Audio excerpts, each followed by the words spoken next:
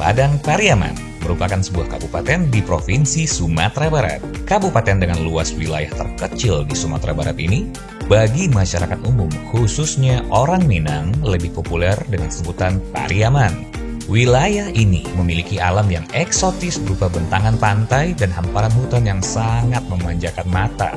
Dan di episode ini, tim Jemari mengunjungi sebuah ruas pantai wisata dengan panorama pulau-pulau kecil menghias cakrawala dan berada di pusat kota Pariaman, apalagi kalau bukan pantai Gandoria.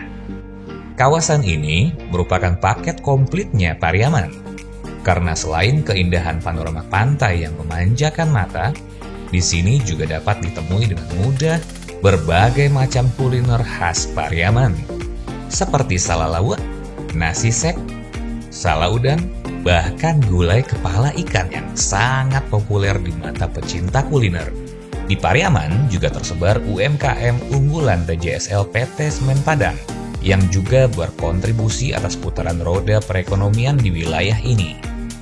Oleh karena itu, pada episode ini, tim Jemari berkesempatan mengunjungi Kabupaten Padang Pariaman.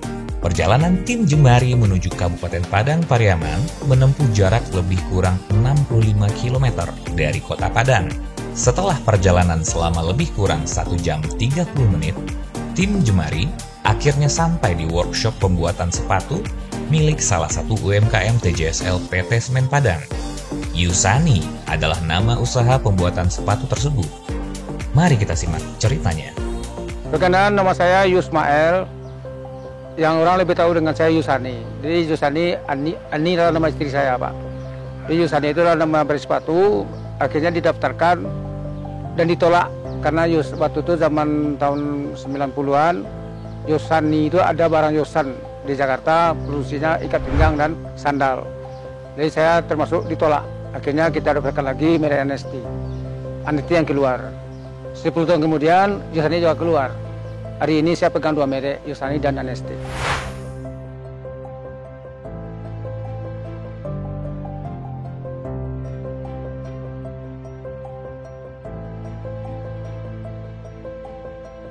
Di waktu perpustakaan kan ada langsung kita punya barang pameran. Setelah kita cerita, Pak Yusuf tolong datang ke stand saya. Datang ke stand, Pak, nomor bapak yang sesuai. Coba-coba kan, nah, waktu itu Pak Yusuf Kala nomornya 40. Dia pakai 1. Jadi kata kunci di situ tuh Pak Yusuf Kala, setelah kita bicara di depan dia, diajak ke tempat stand, dia datang, kita kasih sepatu, dia dipakai. Jadi saya senang, Pak, jadi bertemu dengan istrinya Bu Ida juga. Jadi kata kunci, saya bertemu dengan Pak Yusuf Kala, ngomong apa adanya, dia tertarik, sangat bangga katanya.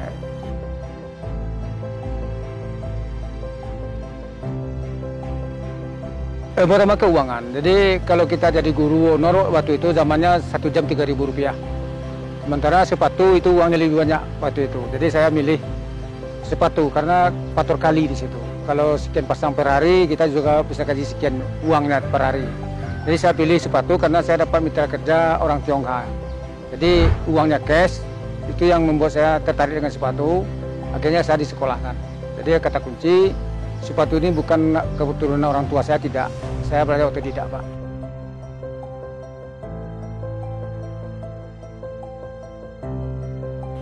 Suka duka itu pasti ada, Pak. Jadi sepatu itu kita 4 kali gagal, Pak.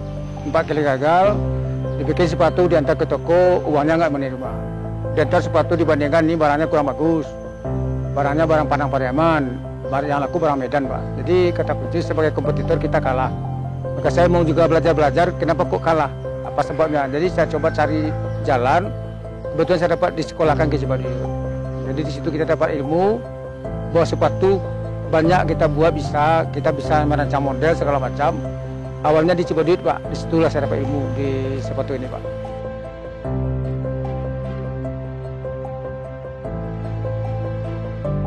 Yang pertama dari segi marketing, jadi barang kita ditolak atau ditawar harga yang lebih murah. Yang kedua, ada lagi penghinaan, barang kita nggak punya merek liar, juga gagal. Mencoba lagi, ada uang banyak nggak menerima, orangnya lari kabur. Jadi banyak masalah yang dihadapi, Pak. Uang diledikan orang, barangnya kata nggak punya merek, semuanya modelnya ketinggalan zaman, jadi macam-macam. Jadi saya sekolah, kita cari keseimbangan. Jadi di situ kita belajar, ada merek Buceri namanya Pak. Buceri, ada merek lagi Yongki Komaladi segala macam. Saya di Bandung itu belajar bertemu dengan orangnya. Artinya kita juga mampu membuat seperti Buceri itu Pak. Jadi penyesuaian, musibah itu jadi rahmat sebenarnya Pak bagi saya. Jadi musibah itu sering, tapi jadi rahmat. Kita belajar dan belajar.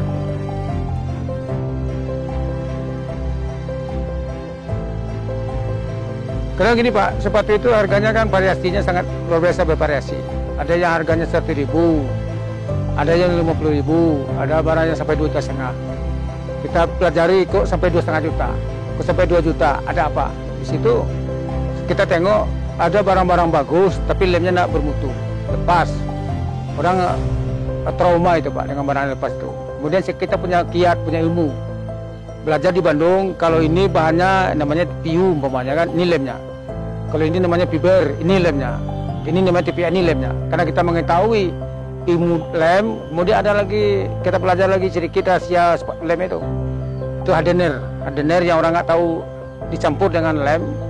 Itu kalau dipasang Pak dengan dipanaskan, itu tidak pernah tanggal, tidak pernah lepas. Jadi kita punya kiat, saya lebih cenderung mengajar mutu Pak. Jadi dari awal beli sepatu, mutu yang nomor 1 bagi saya. Biarlah barang kita nggak dibeli daripada dijual obral. Jadi dengan mutu kita jaga, contoh digaransikan. Pak, ini sepatu Pak punya garansi 6 bulan. Orang terkejut Pak, kok punya garansi ya? Apa yang digaransikan? Lemnya lepas, dikembalikan seperti semula nggak bayar. Jahitannya lepas, juga diperbaiki nggak bayar. Dan settingnya lepas juga nggak bayar. Jadi kata garansi itu membuat kita dikejar orang.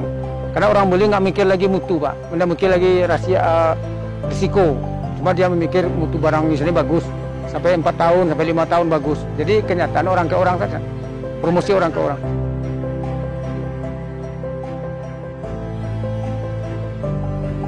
Sebelum pasar kita mengacu pada pegawai negeri. Pegawai negeri itu para guru.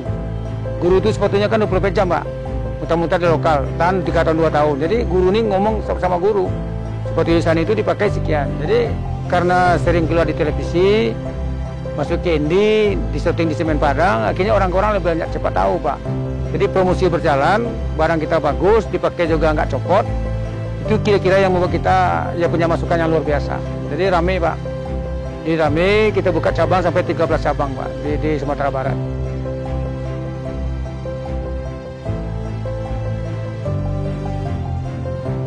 Kalau ini ngomong Pak, saya jawab innalillahi wa inna ilaihi raji'un. Jadi saya orang agamais. Saya banyak belajar dengan membaca. Jadi teori dalam ekonomi saya pelajari, pengusaha itu tidak boleh mengeluh, tidak boleh putus asa, dia harus kreator. Kata kreator saya coba Pak, saya coba sepatu titipkan kepada istri sama anak, dan saya dari petani Pak, petani unggul. Jadi saya dalam 2 tahun pandemik, saya berhasil tanam bawang, cabai, jagung, terung.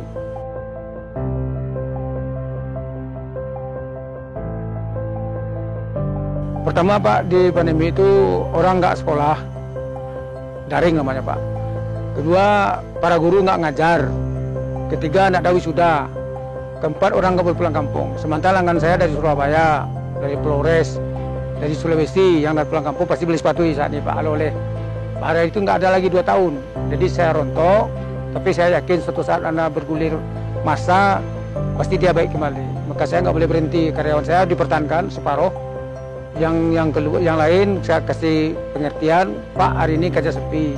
Kalau Bapak masih bertahan, untuk makan ada. Tapi kerja banyak nggak saya jamin. Akhirnya yang bertahan sampai ini masih banyak juga, ada 15 orang Pak. Jadi kata kunci, sudut pandang saya, pekerja itu bukanlah buruh, dia aset Pak. Maka saya sangat senang Pak dengan karyawan itu. Kedua, yang mendidik dia dari awal saya. Maka dia berhenti, saya kehilangan aset. Maka hari ini Bapak datang, saya bersyukur. Saya harus yakin, habis pandemi ini saya akan bangkit.